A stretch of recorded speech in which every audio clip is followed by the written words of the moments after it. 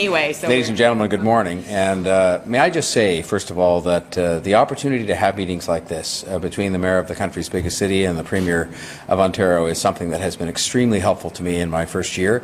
They have been regular because we've talked to you each time after we've had one. We have them with an agenda, quite a long agenda actually, that's covered over the period of time we have.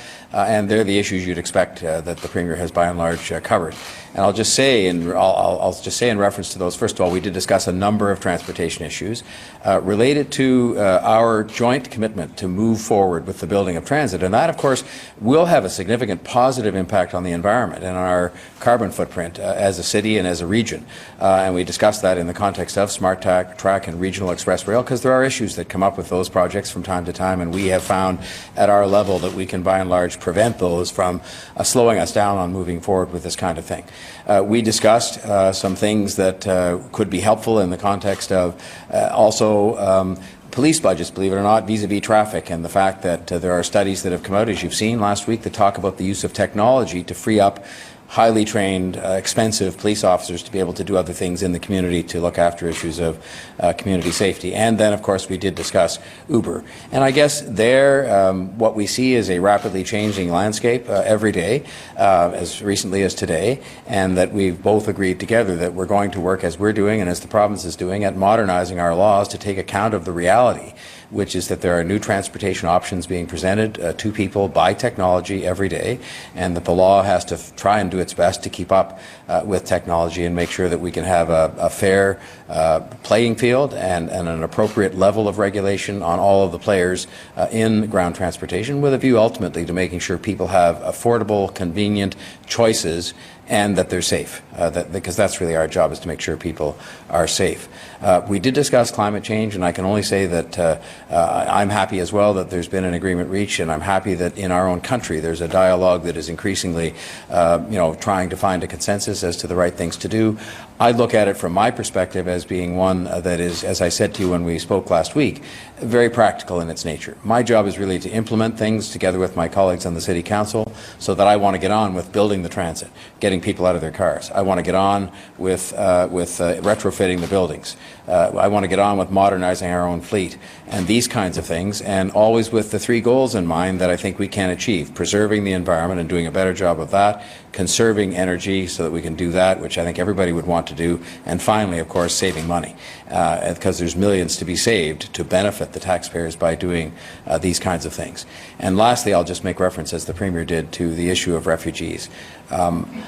I don't think you could have, every day presents more extraordinary experiences than the day before in these kinds of jobs. And I thought a month ago, when I went up on Thanksgiving Day to the Armenian community and saw and talked to refugee families that had been here for a couple of months, and thanks to their private sponsors, were employed, had a place to live, and were feeling already after weeks like they had a home here, a welcoming home.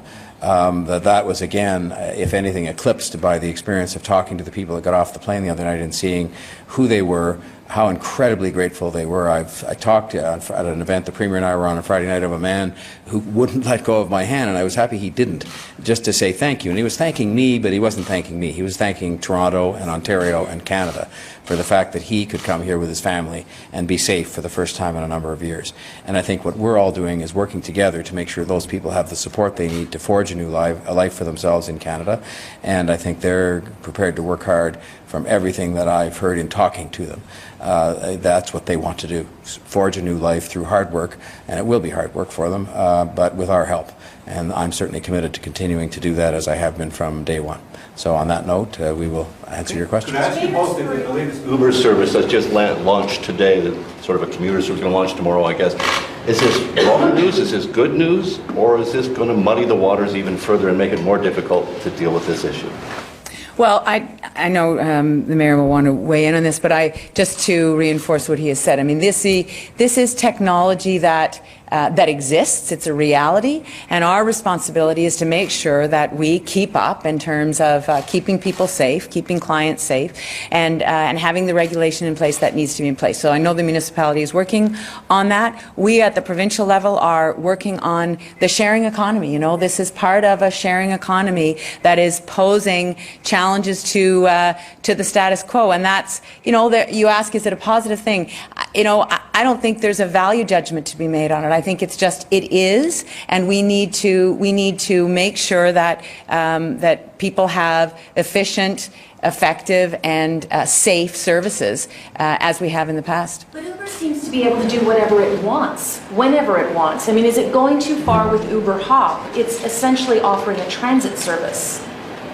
Again, what you have here is technology and entrepreneurship that are coming up with new ideas. And I'm a lawyer, and I know that the reason lawyers give opinions is because law is not as black and white as people think. And so the notion that people could say this is good news or bad news, it's just news. And it's an innovation, and we're having to try to keep up, all of the governments, with all of the laws and regulations to determine where these kinds of things fit. But the bottom line is that people have certainly said to me, recognizing that we're all very sympathetic to the plight of taxi drivers who are in an industry that is changing very rapidly because of this technology, that these are things that are good for people. It makes for a more convenient, more affordable, and we have to keep it safe, but gives them choice. And choice is always good for people. So what we have to do is have the law catch up, you know, to what's going on in the marketplace. And I think for anybody to declare good news, bad news, or otherwise, I think is something that's very difficult to do. We just have to make sure the law conforms to the reality. Mayor Tory, what do you think about the fact that the company says those 4 initial locations were chosen because it's a dense area, or 4 dense areas that are poorly serviced by transit? It's not the first time something like this has been tried in Liberty Village, for example. Well, keeping in mind that very one you asked for, that's one of the reasons why I'm so determined to press ahead with the Premier's full partnership with SmartTrack.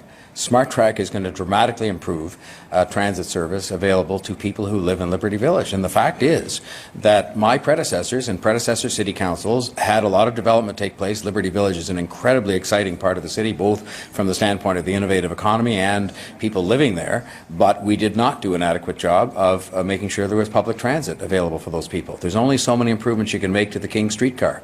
So the bottom line is we're going to be adding in something new, SmartTrack, which will have a stop there and which will both promote new development that will happen there on a healthy basis, but also, more importantly, I suppose, make available better public transportation.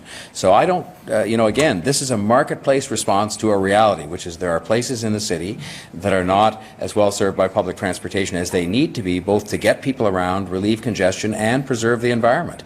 And I'm trying to fix that. We invested $100 million in improving TTC service, including to Liberty Village last year.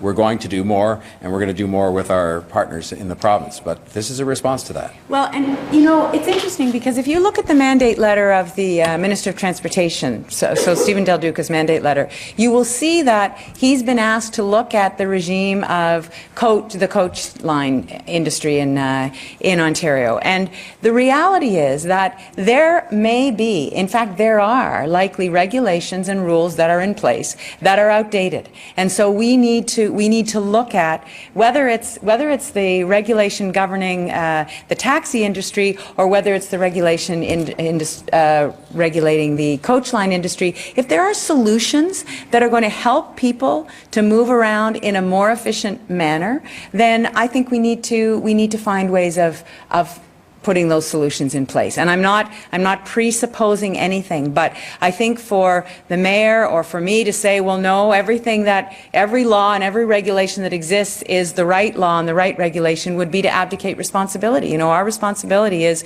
to make sure that as the world changes, as technology changes, as industry changes, that we keep up. Election campaign promise. Operations until new regulations came into effect, but has now launched a new service. How do you feel about that? We've been down this road. I was in a meeting with the cab industry and myself and Uber. They were all at the same table, and the cab industry made the request of the Uber representatives there, would you shut down your business until all of this is sorted out? And they said no. So that then, of course, raises the question that's been posed last week and before, which is, are there steps we can take, whether it's the police chief, whether it's the bylaw enforcement people, or whether it's lawyers, to stop Uber from doing business? And I've said before, and I say it without any disrespect or without any insensitivity towards the plight of cab drivers and the cab industry, which I realize is struggling because it's in a profound transition. I say that we're doing the enforcement efforts that we can, the police chief and the bylaw enforcement officers, and they have outlined some of the shortcomings or difficulties of those, and that as of the moment, and it's not to say it will always be the case, but as of the moment, our lawyers and other officials are collecting evidence, and if they decide it's an appropriate time to apply for an injunction a second time, knowing that we can't afford to go into court on a continuous basis and lose, I'm sure they will give us that advice. But as of this moment, they have not. And so, you know, the answer to your question is that the notion of just shutting Uber down when it has 300,000 users plus and 15,000 drivers in Toronto is not a proposition that is really practical if people think about it. During the election campaign, the Prime Minister promised a big pile of money for Go and Smart Track in Toronto. When are we going to be getting the dough, and how are we going to spend it? Good question. Well, you know, we're very pleased that the federal government has recognized that there needs to be an investment in public transit, obviously in Ontario, but across the country. So we'll be working with the new ministers. They're pretty new still, and we're already in conversation with them about when that money will flow and how it will fit into the projects that we have on the books and that we want to see going forward. Have they given you an indication of when that'll flow? Like, I don't have specific dates, but you know, the conversation has been engaged already on infrastructure, and I look forward to working with them. Dean? Tory, over the weekend there were a number of shootings in the city. Are you fearful that this is a new wave of violence that, you know, here just in time for the festive season? I had quite a lengthy chat with the police chief about this, and we talk about this on a very regular basis. And obviously, any shooting, whether it has fatal consequences or not, is of concern to me, and it's of concern to him. And what I said yesterday was two things. First of all, we have to remain vigilant in terms of the resources we deploy to making sure we keep the city safe, and that's resources we deploy in a number of areas, not just policing, but it's also some of the other kinds of things we need to do to try to prevent crime from happening. But that secondly, and I emphasize this as he did yesterday, this is still a very safe city. Even some of the statistics, while some of the numbers of shootings have been up this year, the number of homicides have actually been down compared to last year and many previous years. And the objective we have remains the same, which is to make sure this remains one of the safest cities in the world. And when these things happen, they catch my attention big time, and it causes me to have conversations with the chief and with many other people. I'm going to a seminar that's being held in the public meeting in the northwest corner of the city tonight to listen to what people up there think we could be doing by way of additional measures, whether they relate to policing and how policing is done, or whether it relates to a host of other matters, to make sure that Toronto remains safe. And I know that that's an objective we all share. Premier, can you also address your meeting with Chief Saunders later today? What will be discussed? You called the meeting, and whether Uber is one of those topics, given what the Chief said last week about the difficulties around enforcement. So actually, the chief and I had agreed that we would sit down because I didn't know him well, and we've seen each other at events, and we had agreed we would meet. So this has been the timing that we've been able to put together. I'm sure that those subjects will come up. They're things that I would like to hear his perspective on. I'm sure that we will have a discussion around carding and the issues that both the province and the city have been seized of. I'm sure that the issues around policing and the way resources are deployed will also be part of the conversation, and I'd like to hear his perspectives on that as well. I look forward to the meeting. Listen, I'll follow you, but I want to just add one more thing on the crime.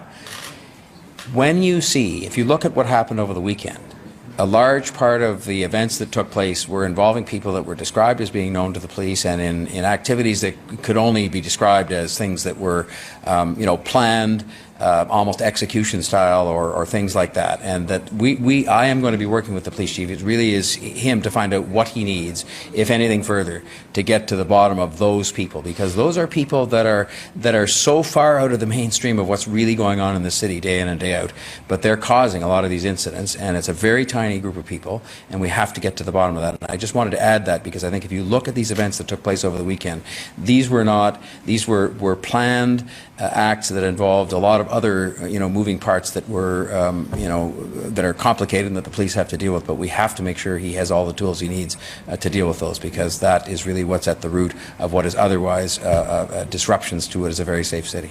Thanks, everybody. Thank you. Thank you.